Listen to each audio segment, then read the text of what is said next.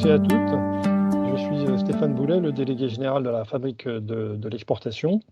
Merci de participer à notre webinaire d'aujourd'hui, dont le thème est Préserver sa e-réputation, le nouveau challenge des entreprises à l'international.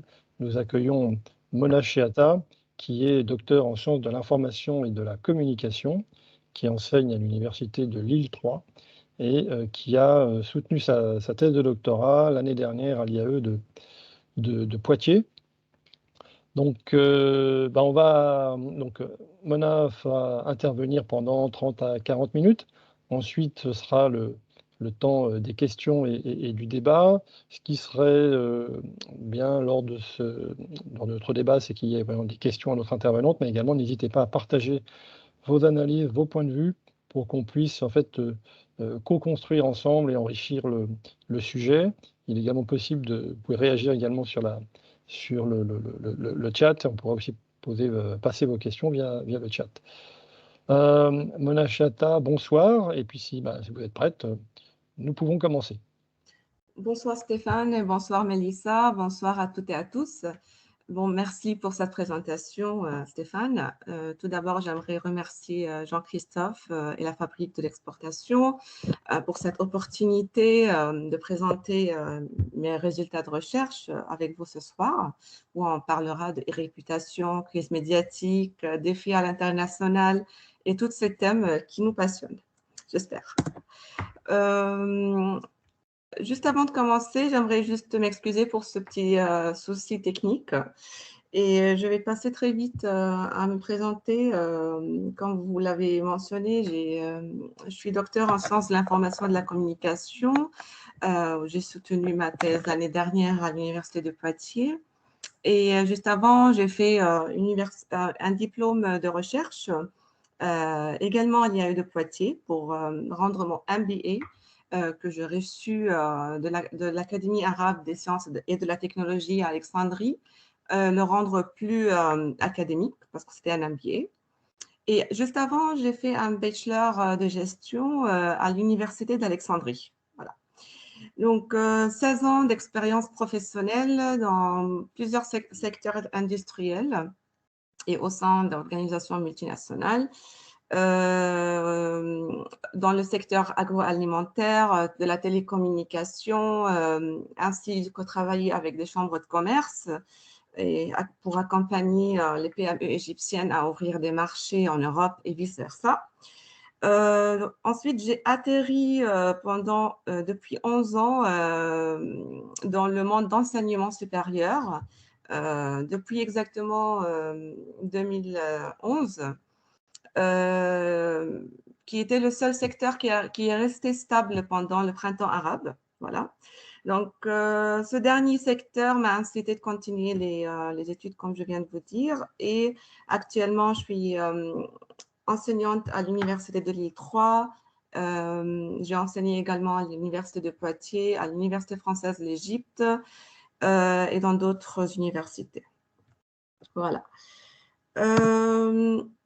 Ceci, c'est l'agenda d'aujourd'hui. Donc, je vais faire une petite introduction sur le sujet, sur le contexte de la recherche et la problématique. Je passe rapidement sur la méthodologie pour aller droit au but sur les études de cas, leurs analyses et les résultats pour que je puisse vous présenter quelques préconisations managériales et recommandations.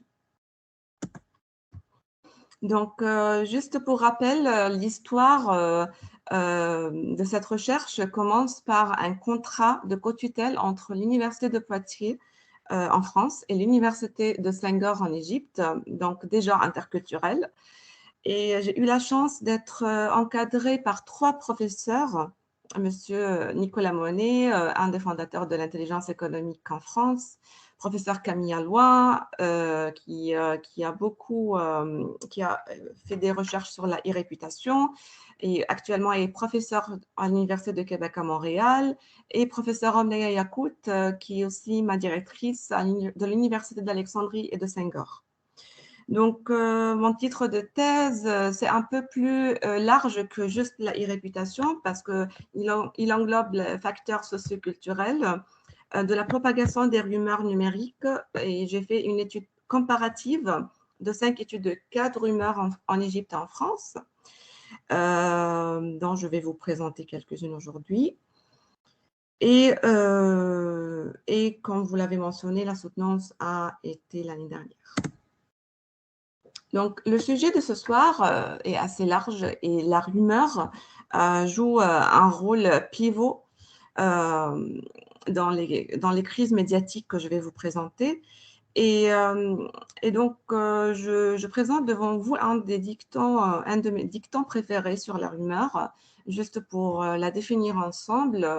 La rumeur est le sujet de toute conversation humaine depuis que l'humanité a acquis le pouvoir du verbe. C'est la citation de Rosno et Fine de 1976. Donc, avec l'essor du web 2.0, le boom des plateformes numériques, cela a créé un environnement assez imprévisible pour les entreprises et notamment leur e-réputation dans différents pays. Donc, cela aussi a créé par conséquent le risque d'apparition et de diffusion de rumeurs sur ces plateformes numériques qui est d'autant plus élevé chaque jour. Donc, le contexte général de ce que je vous présente aujourd'hui, c'est une partie d'une recherche exploratoire qui porte sur des crises médiatiques où j'analyse le rôle des pratiques socioculturelles des internautes. Je vous présente 5 études de cas en Égypte et en France sur la plateforme Twitter et Facebook. L'analyse s'appuie sur 2 contextes culturels avec des méthodologies quantitatives et qualitatives afin que je puisse cerner la culture informationnelle des internautes. Le but de tout cela, c'est d'esquisser un portrait des particularités culturelles et de leurs risques potentiels dans 2 contextes culturellement différents.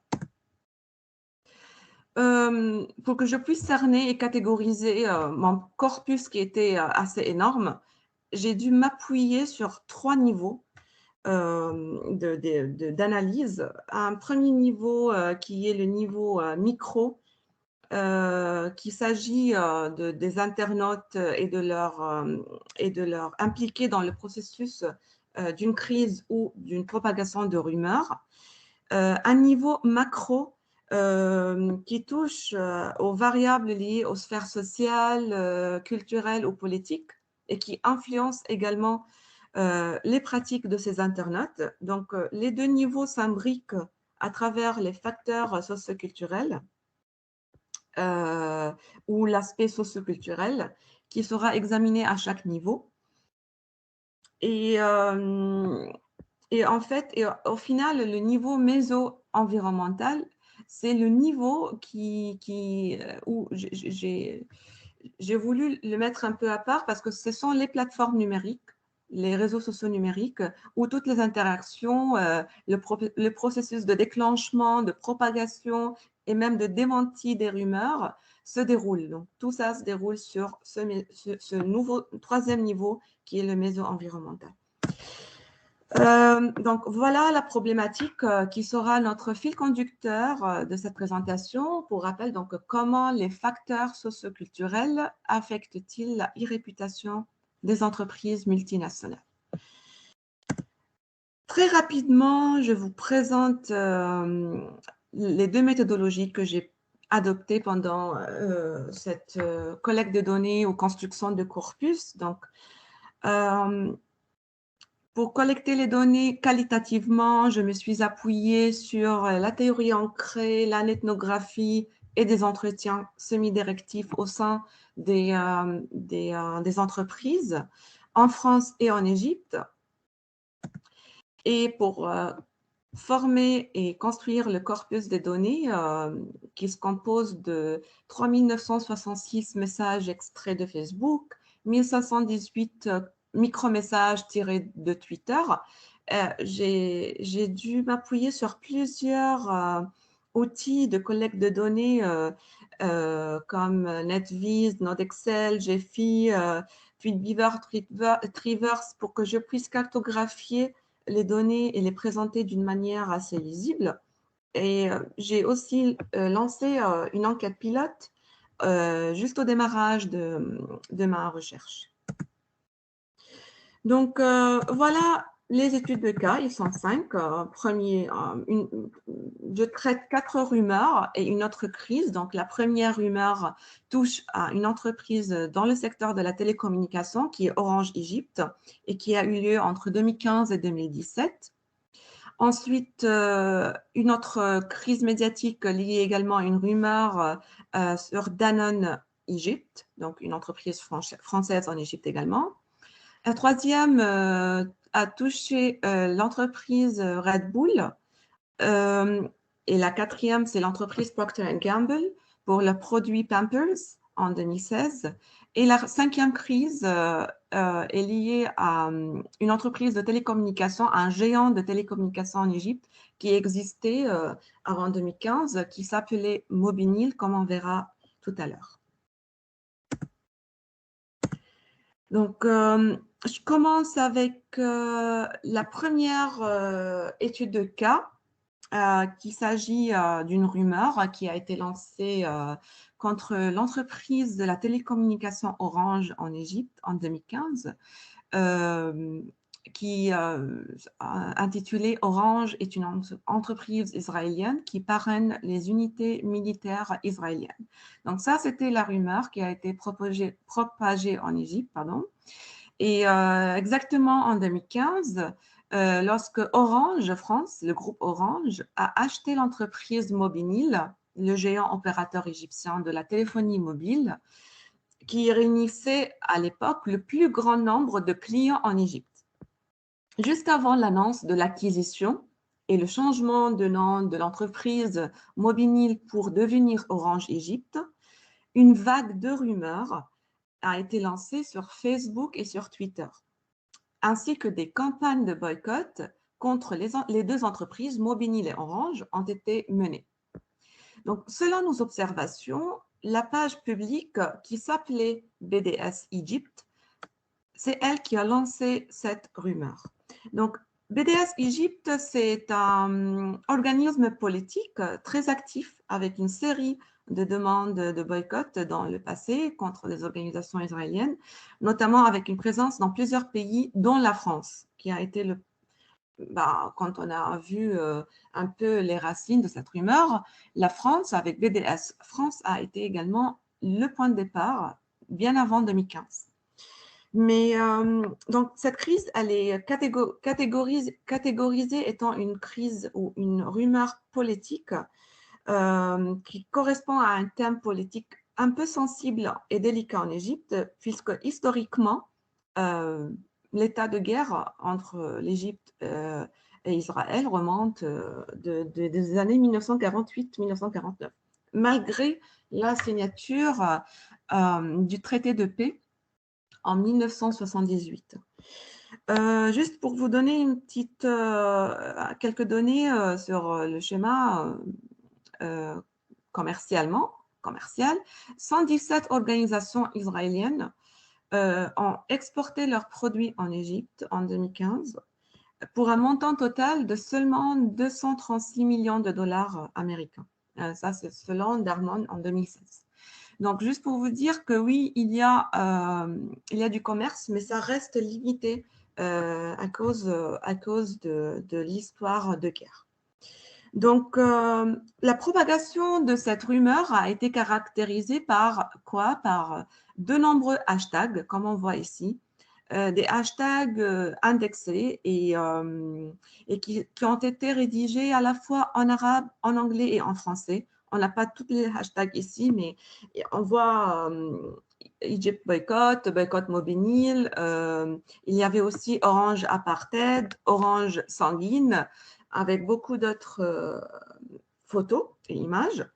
Et donc, là, les hashtags ont bien sûr facilité la propagation de cette rumeur sur les réseaux sociaux. Là, par exemple, j'ai cartographié à travers le logiciel NodeXL et GFI un peu l'ampleur de la rumeur sur Facebook. Et comme on voit ici, on trouve que c'est un peu petit, je comprends, mais on peut trouver des BDS dans plusieurs pays, pas seulement en Égypte. Et donc, ça forme des liens internationaux. On peut trouver des liens internationaux qui existent et forment des petits mondes, voilà, sous forme de réseau sur ces plateformes numériques. Une sorte d'écosystème au-delà de toute frontière physique des territoires qui se résorbent finalement et où la rumeur se propage librement sans contraint spatio-temporel. Donc, un rôle éminent de ces réseaux est de permettre de mieux s'adapter aux particularités culturelles de chaque pays, permettant ainsi une conception d'une campagne de boycott, de rumeurs, plus pertinente à chaque contexte local, comme on a vu avec même le changement de langue, de jargon utilisé pour propager cette rumeur. Je passe alors à la gestion de cette rumeur en Égypte et en France. Donc, comment Orange a géré cette crise pour freiner cette rumeur?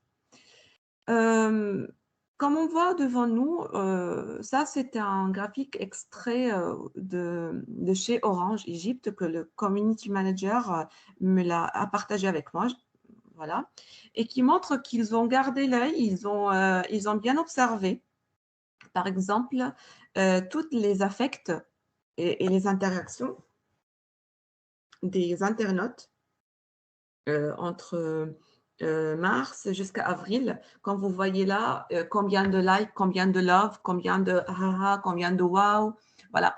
Ils ont vraiment cortiqué les interactions des internautes.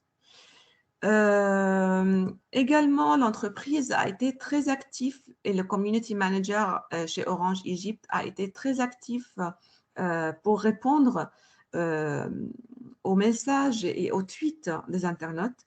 Là, par exemple, c'est une photo qui a été composée par une application qui s'appelle Treeverse, qui montre les fils de conversation sur Twitter et la rapidité, comme on voit là, 5 minutes, 10 minutes, 1 hour, 3 hours, comment, avec quel tempo Orange, qui est en orange là, le logo d'Orange sur Twitter, répondait à, par exemple, ça, c'est un influenceur en Égypte qui a propagé la rumeur. Donc, on trouve que pendant 10 minutes, avec le fil jaune, moins de 10 minutes, Orange répondait au message directement sur Twitter.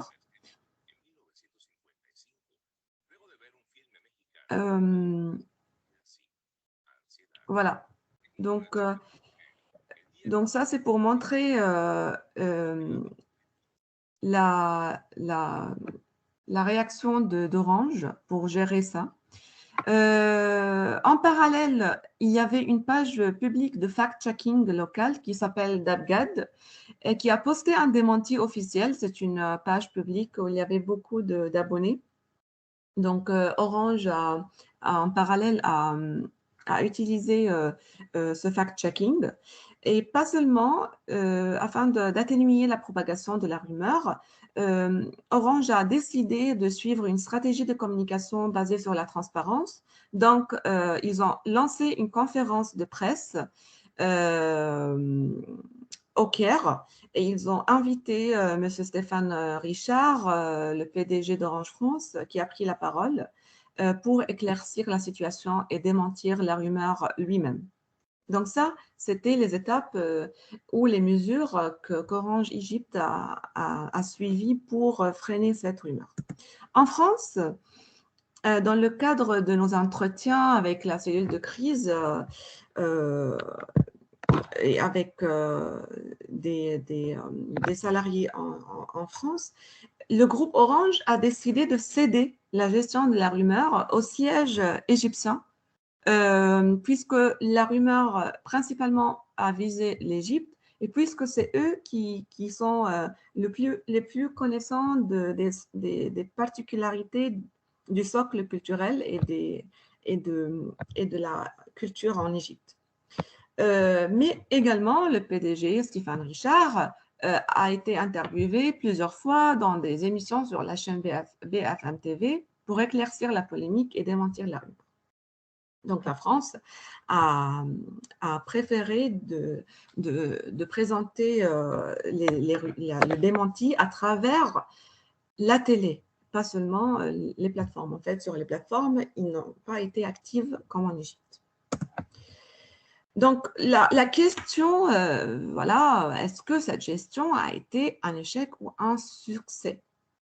Donc, on peut dire que la gestion, selon nos observations, a été très efficace et la propagation des rumeurs ou de la rumeur s'est arrêtée quelques mois plus tard avec un taux de partage du démenti qui a excédé le taux de partage de la rumeur elle-même. Donc, c'est comme ça que j'ai pu m'appuyer également sur mes observations, avec mes observations, que la rumeur, ça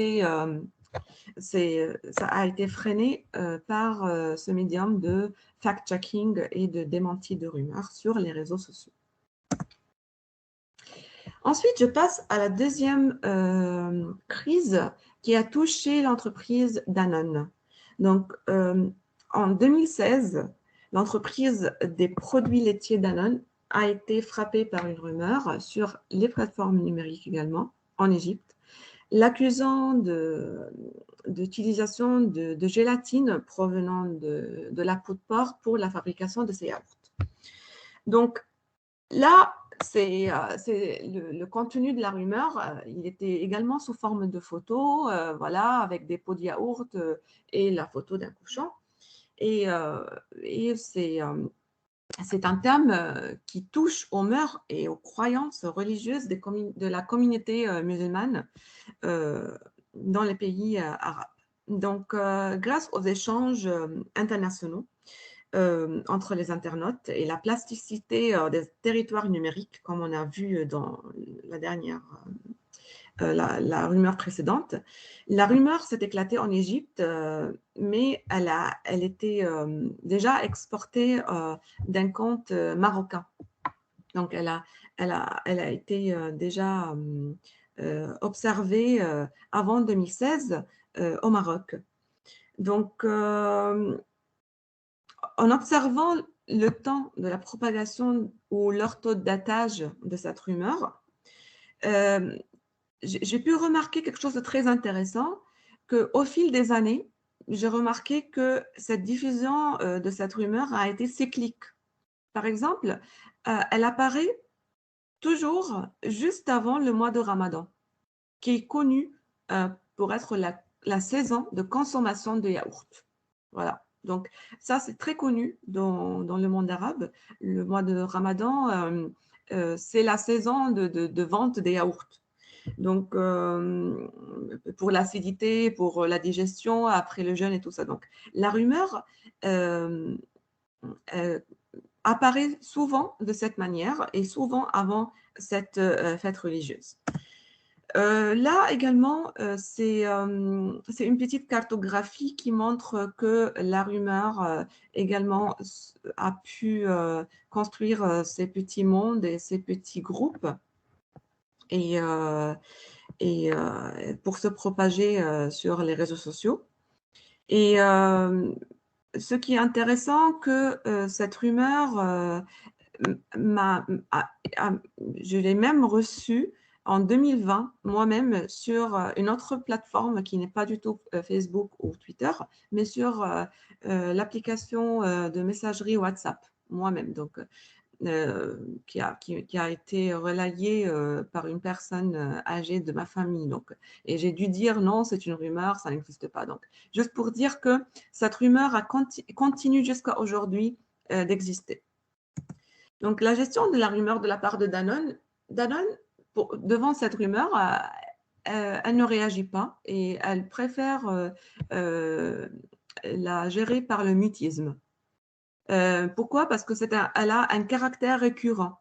Donc, qu'est-ce qu'elle a fait? Elle a cédé également le démenti à la même page publique de fact-checking qui joue le rôle de fact-checking local en Égypte, qui a démenti la rumeur 3 jours après son apparition sur Facebook. Est-ce que c'était un échec ou un succès? Comme je viens de vous le dire, la rumeur continue jusqu'à aujourd'hui à se propager en Égypte. Et donc, elle se transforme en presque une légende urbaine. Troisième rumeur a frappé l'entreprise Red Bull. Et c'est depuis 2002, cette rumeur existe. Et elle suggère une confusion entre la taurine, qui est une acide aminé présent dans les boissons énergisantes, et le sperme de taureau. Donc, cette rumeur a frappé la multinationale Red Bull sur plusieurs plateformes, blogs, forums, Facebook, Twitter et YouTube. Donc, le terme de cette rumeur ressemble un peu à celui de la rumeur précédente de Danone parce qu'il s'agit dans les deux cas de produits agroalimentaires avec un ingrédient composant le produit. Comment Red Bull a géré cette rumeur? Donc, Red Bull récemment a écrit, voilà, elle a démenti officiellement cette rumeur sur son site web officiel de l'entreprise, dans la rubrique questions fréquentes.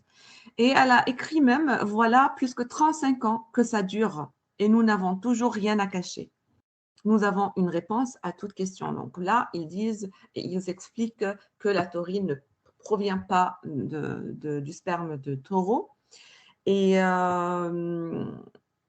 Mais malheureusement, cette rumeur également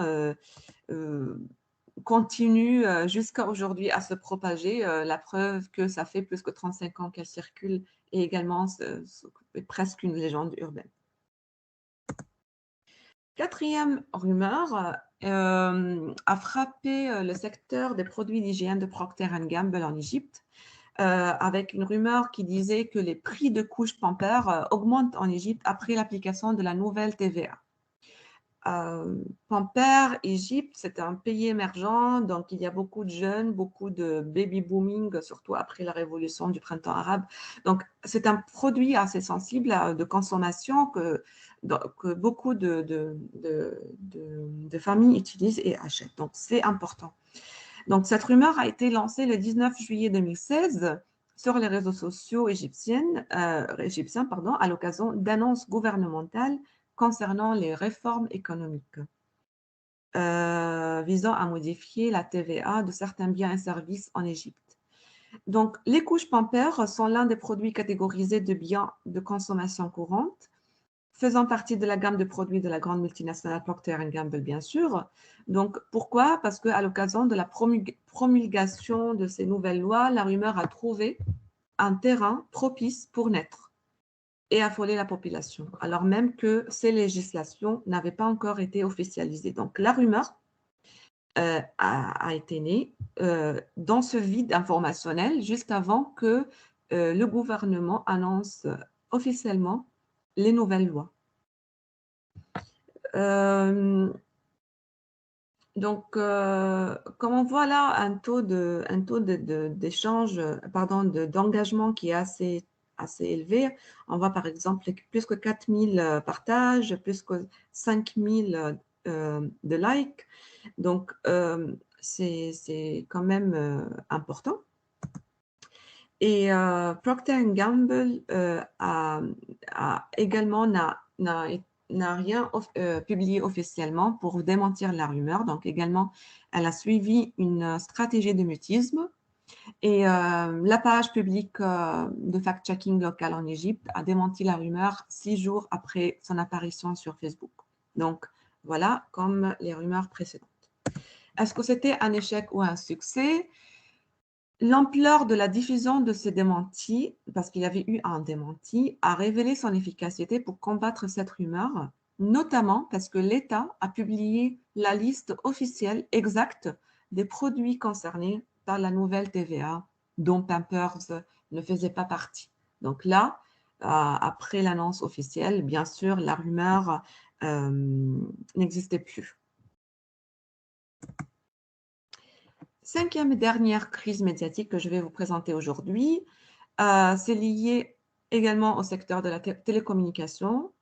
Et c'était exactement le 24 juin 2011, quand le PDG de Mobinil a publié sur son compte Twitter personnel, donc c'est le compte personnel du PDG, une image de caricature de Mickey avec une barbe longue et Minnie avec le niqab, en se moquant, encore une fois, c'est en 2011, c'est plus le cas, en se moquant de la montée des islamistes extrêmes en Égypte après la révolution. Heureusement, c'est plus le cas. Cette crise, on a fait un coup d'État en 2013 pour ceux et celles qui ne connaissent pas un peu le contexte politique de l'Égypte. Donc, cette crise médiatique a été provoquée par cette caricature sur Twitter et a été suivie par une grave chute du cours de l'action du groupe Orascom Telecom, dont Mobinil est la principale activité ou la principale entreprise. Et en plus, Mobinil a perdu 2 millions clients. Juste pour rappel, on est plus que 100 millions égyptiens en Égypte. Donc, la gestion de cette crise, comment Orange a géré cette crise? Directement, le PDG a publié un tweet dans lequel il s'excuse et déclare qu'il plaisantait. Voilà, il a déclaré exactement, il a cité « Je suis désolé pour ceux et celles qui ne l'acceptent pas comme une blague. Je pensais que c'était un message drôle. » Donc, juste après la crise également, le département des ressources humaines s'est activé et a distribué un script standard bien préparé pour tous les employés, notamment qui ont une interaction directe avec les clients, pour dire les mêmes mots, les mêmes phrases, le même scénario, le même script. 3 jours plus tard, donc Mobinil, le community manager chez Mobinil a dû attendre 3 jours jusqu'à qu'il est sorti de son silence et a publié une annonce officielle sur toutes les pages officielles Facebook et Twitter de Mobinil, confirmant que Mobinil est une société anonyme égyptienne qui appartient aux Égyptiens sans orientation religieuse ou politique. Donc voilà les 3 démarches qui ont eu lieu pour contenir cette crise. Mais quand même, malgré tous ces efforts, comme je viens de vous dire, une grave chute du cours de l'action de Mobinil dans la bourse et la perte de 2 millions de clients.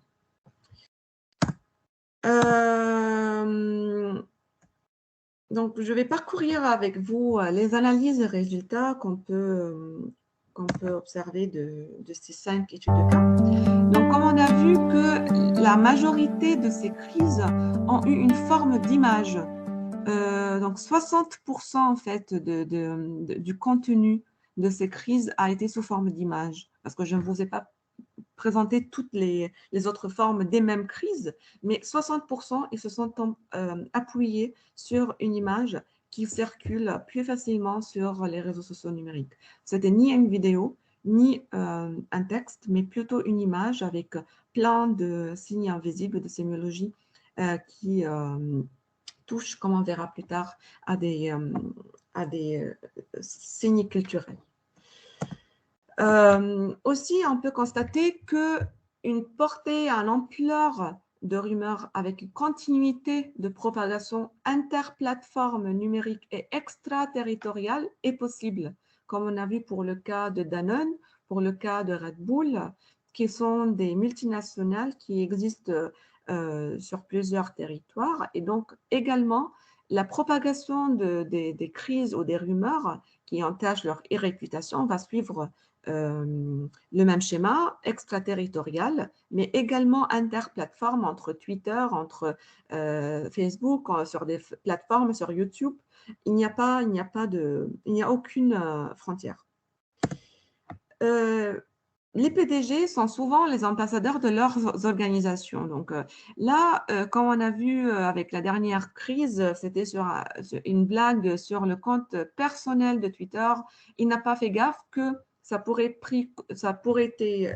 pris contre son entreprise. Donc, la perception des consommateurs sur les PDG affecte directement l'image de l'organisation et par conséquent la réputation de l'entreprise. Donc, vu que c'était sur deux contextes différents, j'ai voulu présenter les similarités liées aux usages et aux différences culturelles sur les deux terrains, l'Égypte et la France. Donc, comme on a vu que les rumeurs et les crises touchent à des thèmes très impliqués dans chaque contexte. Donc, pour qu'ils existent et pour qu'ils soient fiables et plausibles, ils doivent toucher à des thèmes très impliqués, parfois même délicates, sur le contexte national et fortement ancrés dans la société. Dans les 5 cas, il a été observé également que la langue, lors de l'apparition initiale de la rumeur, a toujours été dans la langue officielle du pays ciblé, notamment pour les rumeurs circulant d'un territoire à l'autre. Elle s'adapte dans la langue et dans le dialecte de chaque pays. Par exemple, pour la rumeur de Danone, il y avait un dialecte marocain. Pour la rumeur d'Orange, les hashtags, comme on a vu, étaient à la fois entre l'anglais, le français et l'arabe. Donc, elle s'adapte à chaque territoire. Ainsi que la gestion des rumeurs et pour les démentir, a été observé qu'ils ont été assurés sur les deux territoires par des spécialistes de fact-checking. Beaucoup des rumeurs en France, parce que ce n'est pas seulement ces quelques rumeurs que sur lesquelles j'ai fait des recherches, il y avait Le Monde, il y avait plusieurs fact-checking en France comme en Égypte qui démentit les rumeurs. Quelle différence entre les deux contextes? Donc, quelle différence culturelle entre les deux contextes face à ces rumeurs et à ces crises médiatiques? On trouve qu'il y avait eu des variations concernant la nature des sources à l'origine de chaque rumeur et repérée. Par exemple, en Égypte, le taux de plausibilité à des sources qui sont inconnues est plus fort qu'en France, par exemple. Donc, on ne cherche pas trop qui dit quoi. Ça pourrait même être un faux compte d'une chaîne de news et on va le croire. Donc, la nature des sources était différente. En France, la majorité des rumeurs venaient des sites web officiels ou de la télé plutôt que sur les plateformes numériques. Donc, cette différence est étroitement liée, comme je viens de vous dire, au contexte culturel et due au degré de confiance que les internautes accordent à l'Internet et à la recherche d'informations, qui varie d'un pays à l'autre. Donc, en France, les internautes, ils regardent, franchement, ils ne s'appuient pas toujours sur Internet et les plateformes numériques. La télé joue encore un rôle très important pour s'alimenter et pour voir l'actualité. Donc, en Égypte, l'usage des plateformes est différent. L'instrumentalisation des canaux officiels de l'Égypte est un peu bureaucratique ou un peu instrumentalisée par l'État. Donc, les gens ont recours, ou les internautes ont recours souvent aux plateformes numériques. C'est là le problème, parce que le degré de confiance aux plateformes numériques est plus élevé en Égypte qu'en France, par exemple. En plus, la culture de suspicion et le développement d'une culture de l'enquête a été très observé en France, sur le terrain français. Et donc, il y avait moins d'internautes qui croyaient aux rumeurs en France, avec moins d'engagement aux plateformes numériques. Cela aussi nous a incité d'analyser la culture informationnelle de ces crises. Donc, on a vu que, comme je viens de vous dire, 60% ont été sous forme d'images. Donc, la présence des images qui contenaient des signes socioculturels, comme on a vu un drapeau, un cochon ou Mickey et Minnie avec une certaine tenue vestimentaire, tout ça sont des signes socioculturels qui ont été exploités et instrumentalisés dans les images. On a également observé que l'acte de partage des rumeurs a été le métrique affectif ou a été pardon, pas le métrique affectif, c'est un métrique plutôt cognitif qui a été le plus utilisé par rapport aux autres fonctionnalités. Par exemple, quand c'est un scandale, quand c'est une rumeur, on trouve que le partage excède les commentaires, dépasse les likes. Donc, le partage était très, très présent dans toutes les crises. Également, les facteurs socioculturels s'appuient beaucoup de l'atmosphère politique du pays, comme on a vu avec la crise sociopolitique d'Orange, avec l'histoire de guerre, ou même l'autre crise de Mickey et Minnie avec la montée des islamistes. Donc, c'était pendant la Révolution, donc c'était politique.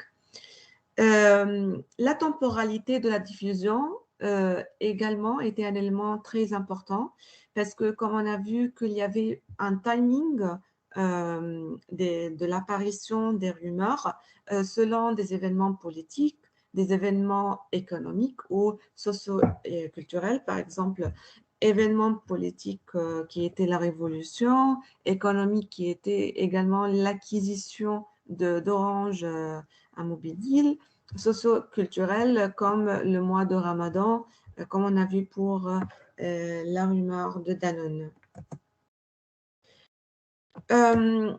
Cela nous mène vers les préconisations et les recommandations. Donc, selon ce qu'on a pu voir ensemble, les responsables de la communication de crise doivent s'efforcer de comprendre les facteurs socioculturels, notamment à l'étranger de chaque pays, pour toujours apparaître impartiaux en public et sur les médias sociaux vis-à-vis des différents groupes politiques, religieux ou ethniques.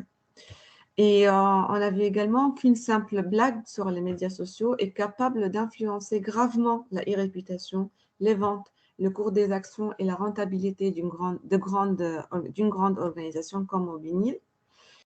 Une chose aussi, c'est que les rumeurs sont très difficiles à démentir, comme les rumeurs qui se sont transformées en légendes urbaines de Red Bull et de Danone. Donc, le piège étant de créer des effets contraires, renforçant les biais des internautes.